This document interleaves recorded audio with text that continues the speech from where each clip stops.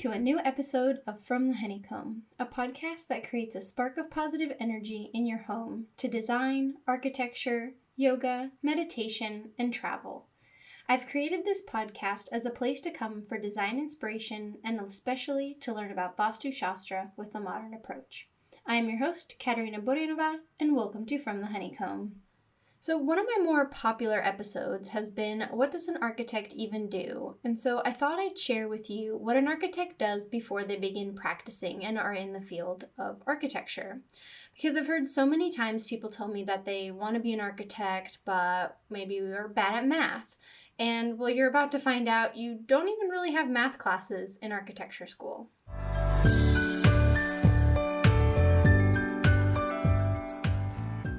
All right, well, before we dive into the world of architecture school, let's take a moment to really ground down and take a moment to think of something that we are grateful for. Whatever it is right now, whether it's big, small, anything in your life right now that has brought you a sense of gratitude. And so for me right now, I was thinking of what I'm grateful for, and it's living so close to the beach because over the weekend it was really nice. I live in Southern California, Orange County to be more specific, and this past weekend we went to the beach and it wasn't too hot, but we still jumped in, which Pacific Ocean is kind of cooler. It's definitely cooler than what the Caribbean Ocean was while we were in Belize. But we dived in, Jesse went snorkeling, I kind of just took my fins and was just kind of, splashing around and just enjoying the ocean. But I am also a Pisces, so I'm a water sign. So of course I am most comfortable in water, and Jesse's a Scorpio. So he's also comfortable in water. And so it was just so great to be in the ocean, and I'm just so grateful that we really are only like a 5-minute drive from the beach, but the one beach we like to go to is about 20 minutes. So yeah, that is what I'm grateful for.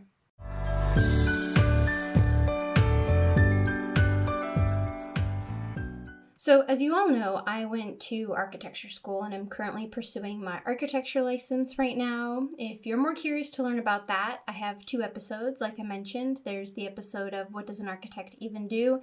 And I have an episode, The Road to Licensure. So I'll provide a link in the show notes if you're interested in listening to those. But architecture school. So this is for architecture schools in the United States. How it works abroad, I don't know, but this is all about architecture schools in the U.S. And so I went to Illinois Institute of Technology, which is a small private school in south side of Chicago, and it is a 5-year program. So there's quite a little difference, which I didn't know about this going into architecture school, but there is a difference. You can take a 5-year program, or what you can do is a 4 + 2 years. So 4 years of undergraduate where you get your bachelor's and 2 years where you get your master's. If you do the 4, you have to do the 2, or you do the 5-year where you get your bachelor's of architecture.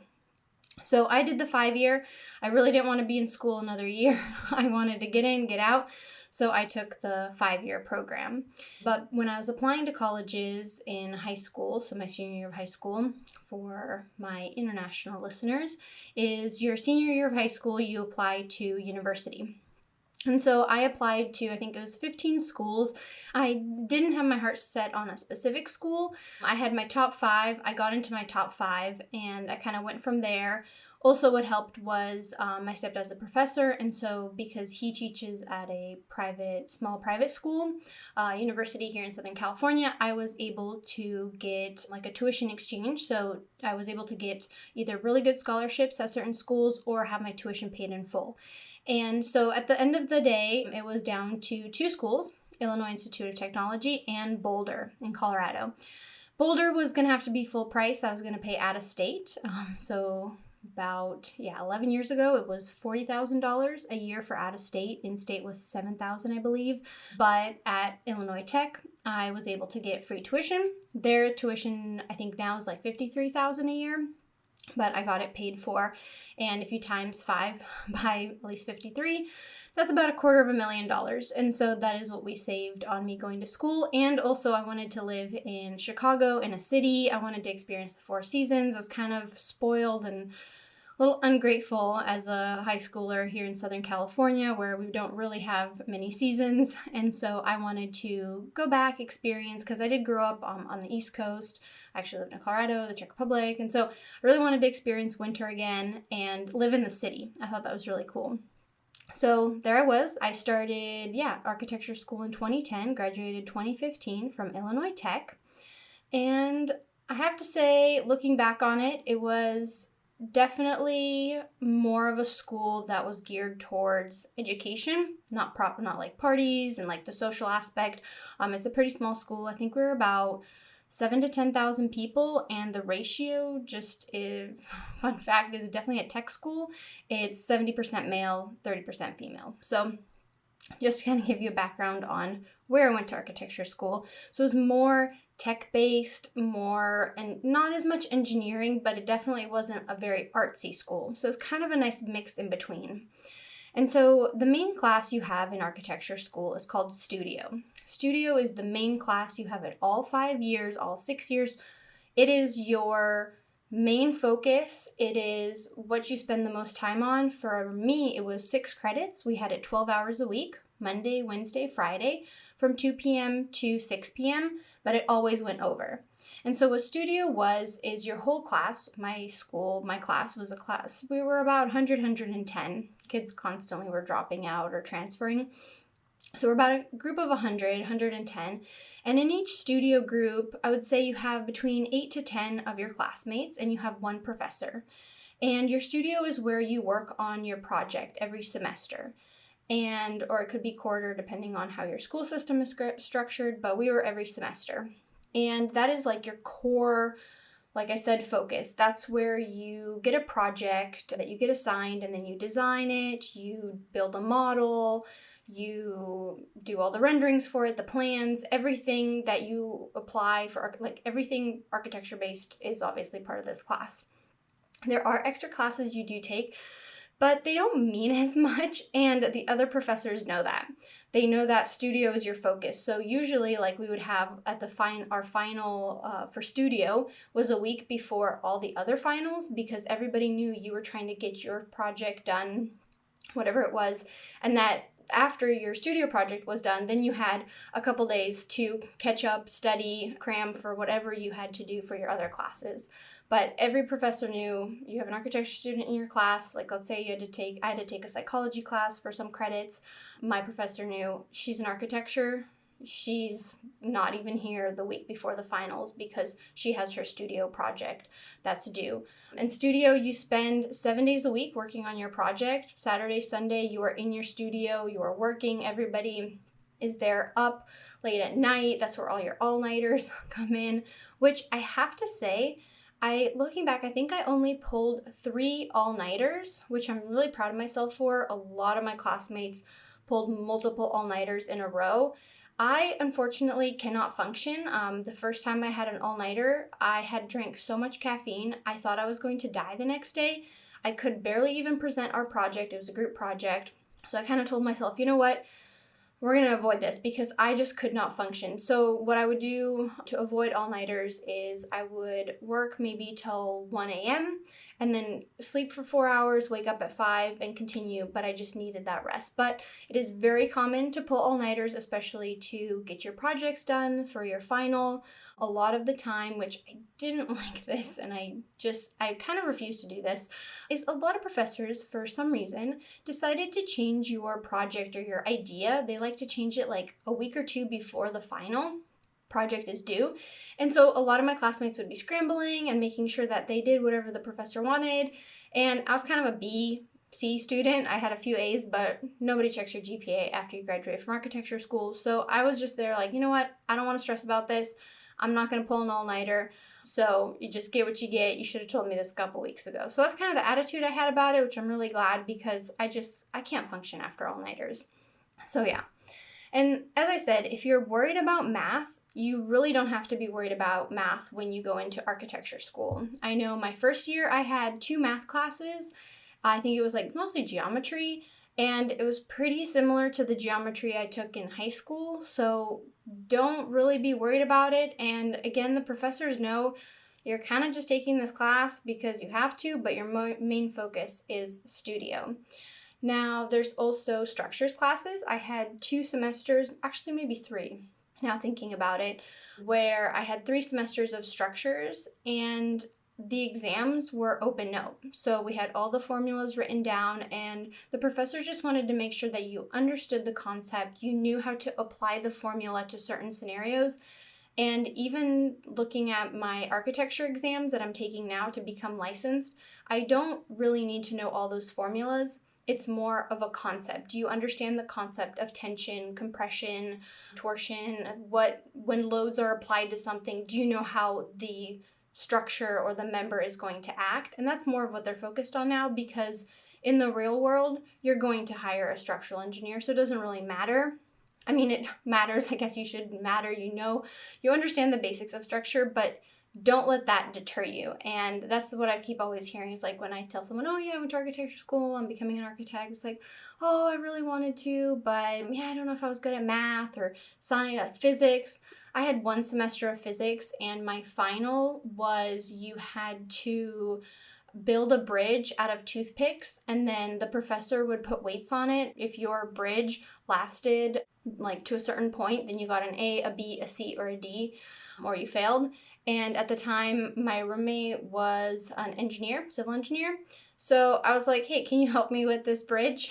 I don't know, like, help me like give you an idea of the design, because it wasn't all about design and how it looked. So he actually ended up helping me, which I felt like was a real world situation where I would reach out to, even though he was a civil engineer, he did have a lot more engineering background than I had. So I confirmed that the way the bridge was going to be built, it would work. And I don't even know what grade I got in that class.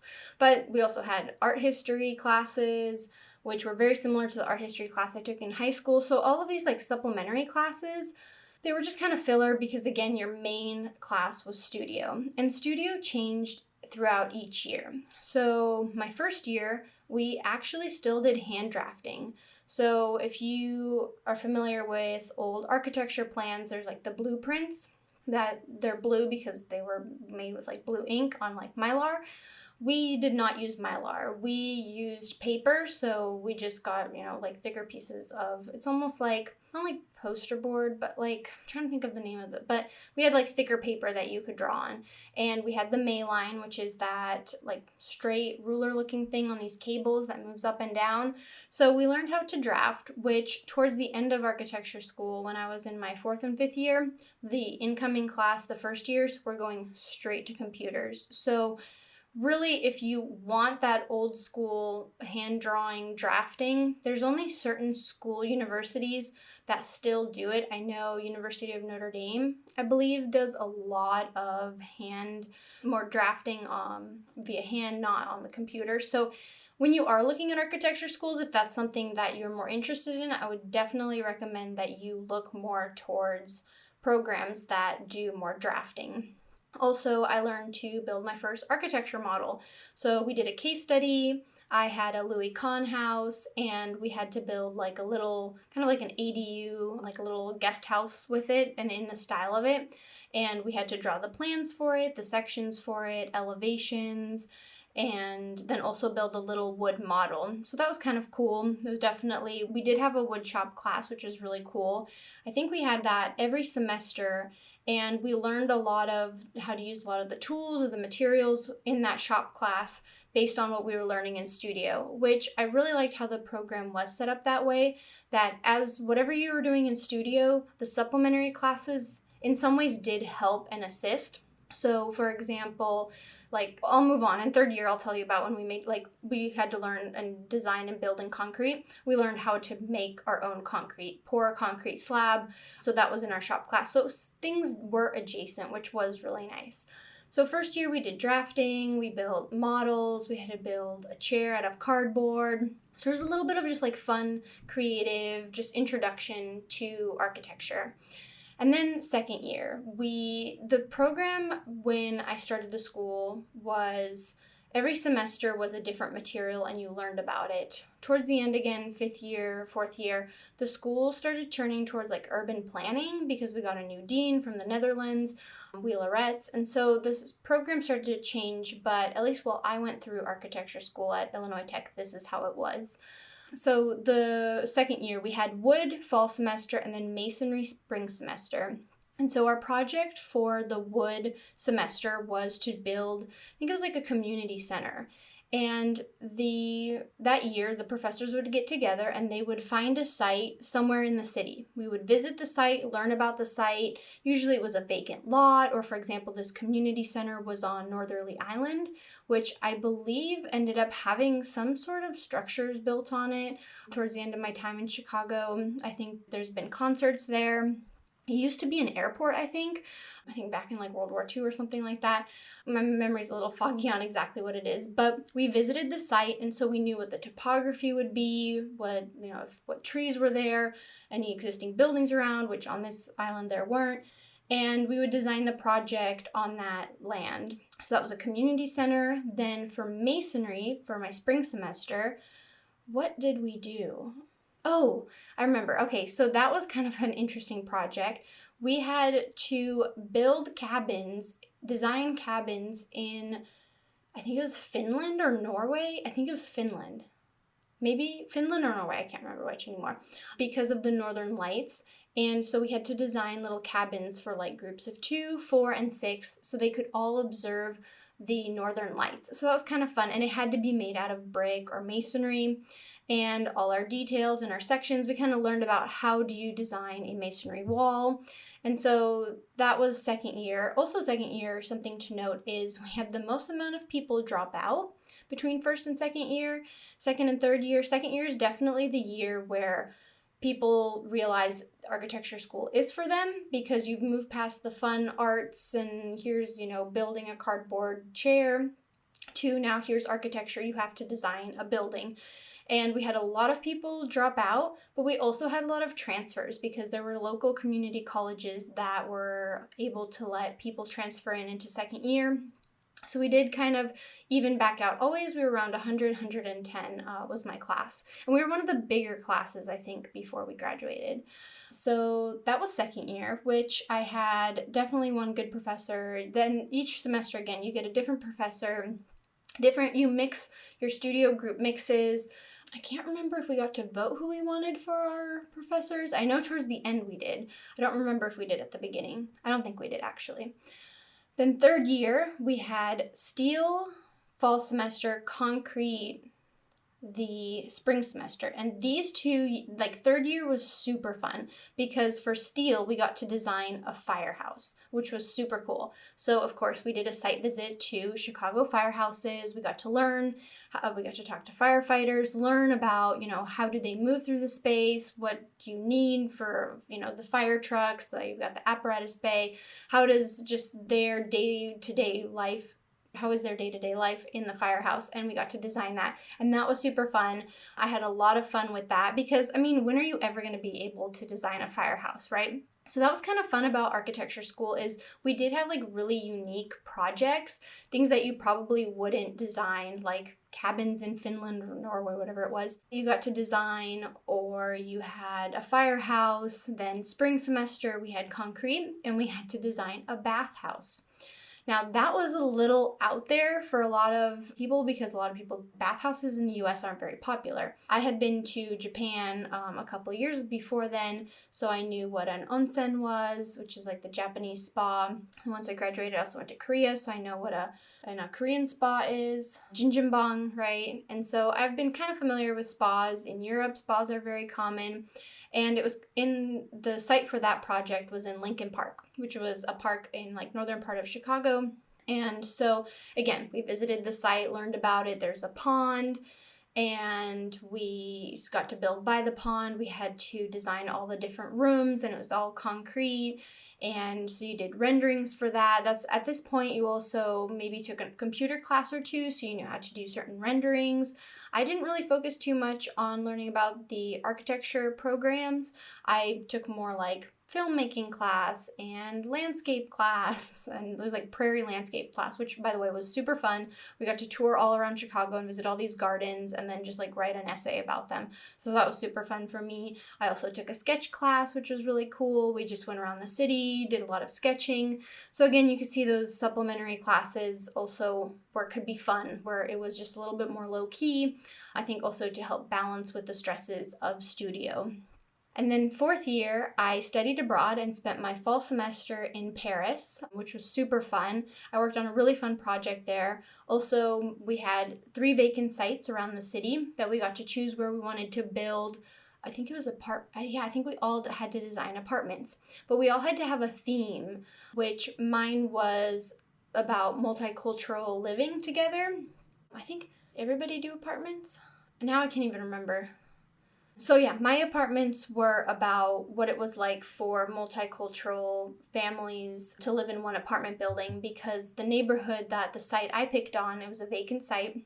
The site was in a street that had like multicultural, like they had a Turkish like restaurant and a obviously a Parisian grocery store, and then it had like Armenian also restaurant next to that, and then there was a different kind of store. So there's all sorts of like different unique cultures all on one street, and I thought that was so interesting. I thought, wow, look, in Paris, such a multicultural city, there's so many people from Algeria, of course. Felt like such a melting pot in this certain neighborhood that I had chosen. So I was thinking, what is it like when a lot of multicultural families live together under, in one apartment building, and does it change because of the layout that they're used to? So I studied homes in Korea because there was a girl from Korea in our class. I talked to her about traditional Korean homes. I studied, of course, Parisian homes, American homes. There were some Indian students in my class as well, so I asked them about homes in India. And so I took all of this and I tried to put together kind of like a universal like apartment. There's from studio, 1 bedroom, 2 bedroom, 3 bedroom to I think 4 bedroom, and how they could all interchange and work when different generations live together. So that was kind of a really fun project that I worked on while studying abroad. And of course, we were in Europe, so we took trips to Barcelona, Amsterdam, and then I personally traveled around Europe a lot. And then I came back for my 4th year spring semester, and I know I did a partner project. It's like a community center. Again, I don't know why we did so many community centers, but this community center had to do more with like health and well-being, and then we had like a community garden, and that project was in Logan Square, which is a part of like northwestern part of Chicago. And then there's 5th year. So like I mentioned, 5th year started to shift more towards urban planning because we got a new dean, Wheeleretz. So my first semester of 5th year, it was so my professor didn't really know what he was doing, so I'm not really going to share much about that semester because it wasn't really good. But my last semester was really fun. I had 2 professors from Chile, Mauricio Pezo and Sofia von Elrichhausen. If you know Pezo von Elrichhausen, they're an architecture duo from Chile. They're an Arc Daily. They're kind of like mini celebrities in architecture world, and they were amazing. I really had a great semester with them. We also designed a community center. Again, I don't know what was with all these community centers because I don't know how many community centers there need to be, but our site was in Chile, in Chiloé Island, which is a little island towards the southern tip of Chile, which I would really love to visit after learning a lot about it. And in Chiloé Island, there's a lot of churches that are made out of wood, these very colorful churches. And so we had to design a wood structure. It was kind of like a building for the community to go to. It wasn't exactly a church, but it was a place where people could meet, almost like a town hall. Maybe I shouldn't say community center. It was more of like a town hall-esque kind of place, but that was really fun. And so from all of these studio classes, I started making renderings, building models right out of wood. And that's what I would use for my portfolio when I started applying for internships and for jobs. Because in architecture school, I mean, maybe this is a different experience for somebody else, but for me, no one has ever asked me about my GPA. No one ever asked me about my grades. What spoke of the volume and what was my work was my portfolio. So where I worked, if I had internships were really important. So a lot of like my classmates had internships in the summer that would then bleed into the school year, which I did have one year. I actually did an internship at an interior design firm because I wanted to know how an interior design firm works. But there's just so much to learn about architecture that I just don't think you can learn it all in architecture school. And everybody says, like, you're going to learn the most about architecture when you practice it, when you do it. So I remember we didn't really learn about budgeting in detail and things like that because I asked one of my professors, I was designing the firehouse, and I said, when do we learn about, like, how much certain things cost and, like, when we select certain materials? And she's like, you're going to learn that more once you start working at an architecture firm. Architecture school, it's kind of make-believe. You're here to have fun, learn, be really creative, not worry about the realisticness of budgets, deadlines, working with contractors, things like that. You're really there to just learn and it's more of a creative environment.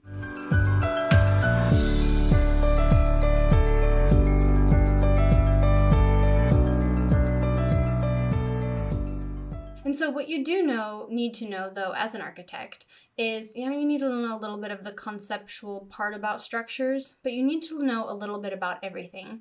So of course there's a class, I had 2 semesters where I learned like the basics on mechanical, plumbing, electrical, landscape, kind of some of the more boring stuff, especially it's called MEP, mechanical, electrical, plumbing. And so the MEP classes weren't really my favorite, but you did learn the basics and you learned a little bit about them. And it is true that's what it's on the exams now that I'm taking to be a licensed architect.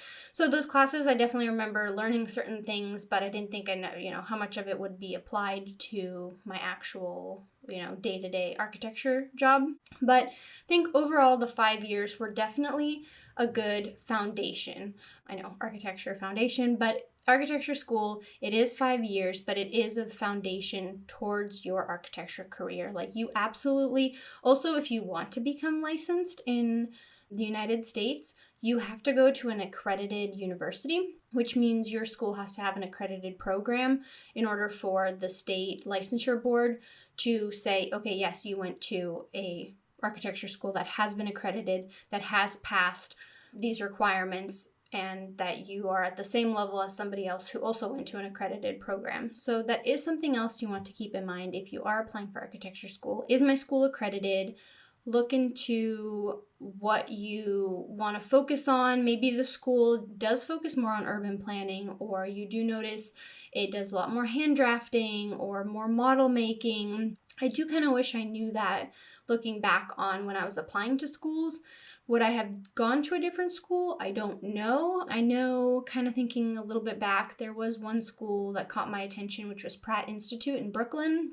They were a little bit more on the artsy side, but I know part of it was the financial aid that came through for that wasn't as much as obviously as Illinois Tech. It would have been Brooklyn, it would have been New York, it would have been city, but there was something about Illinois Tech that kind of drew me to it. I don't know what it was. It's actually kind of funny. The day I went to the school, or the weekend I went to the school with my stepdad to get the campus tour, it was freezing cold. Like Chicago was like, just like, you know what, you want to move here? I'm going to show you the coldest weather possible. It's going to be freezing. I was recovering from some sort of flu, fever, cold.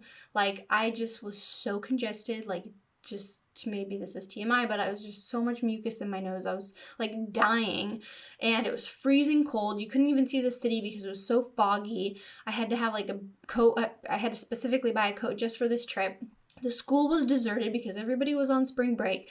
And I remember my stepdad's like, why did you even pick this school? Like, I don't even know. Like, we went, because when we were in New York, we were looking at NYIT, and we're going to go look at Syracuse, but long story, I didn't get in there. We went to Pratt Institute. We went to Philadelphia University, and those were a lot of the East Coast schools I applied to. And he's like, there was like some really beautiful days we saw these schools. Why on like the most miserable, like terrible weather did you, pick this school? And I was like, I don't know, there's something about it. And I do have to say, looking back on it, there was a little bit of love-hate with, of course, school and some of the professors and how certain things were done. But in the grand scheme of it, I am really glad I went to Illinois Tech. I think it did, again, provide a really good foundation for me. It was a great architecture school. It got me the 5-year program I needed. It got me the accreditation and the degree, Bachelor's of Architecture. And yeah, it was a great foundation for someone who definitely doesn't want to go back to school. I'm glad I did the 5-year program. You don't have to get your master's to become a licensed architect, but you are more than welcome to. Of course, again, depending on what program you want to do.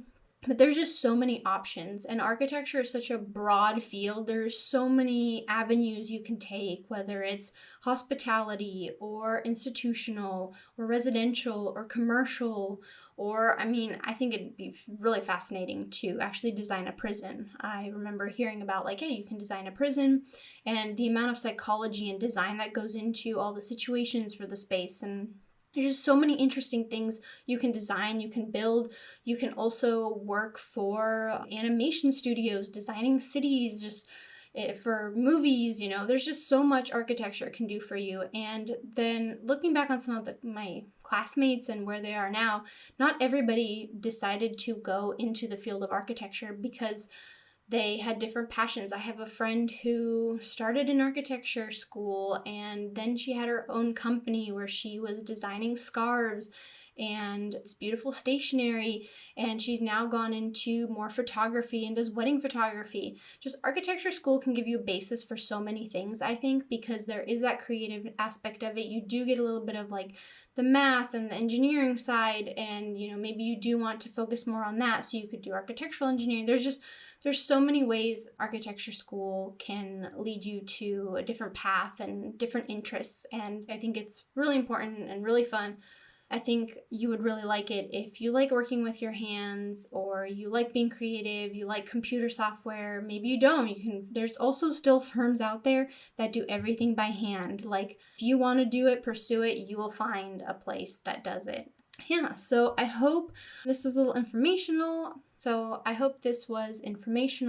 If you are curious about what architecture school is, what you missed, if you didn't go to architecture school, if you're thinking about it, or you know someone who may want to pursue architecture, feel free to reach out to me with any questions about licensure or architecture school. I'd be more than happy to share my experience in more detail or give any advice. And if you like this episode, please give it a heart or thumbs up and click the follow button so you can stay up to date on the latest episodes. Follow me on Instagram @FromTheHoneycomb Podcast. Thank you so much, and see you next time.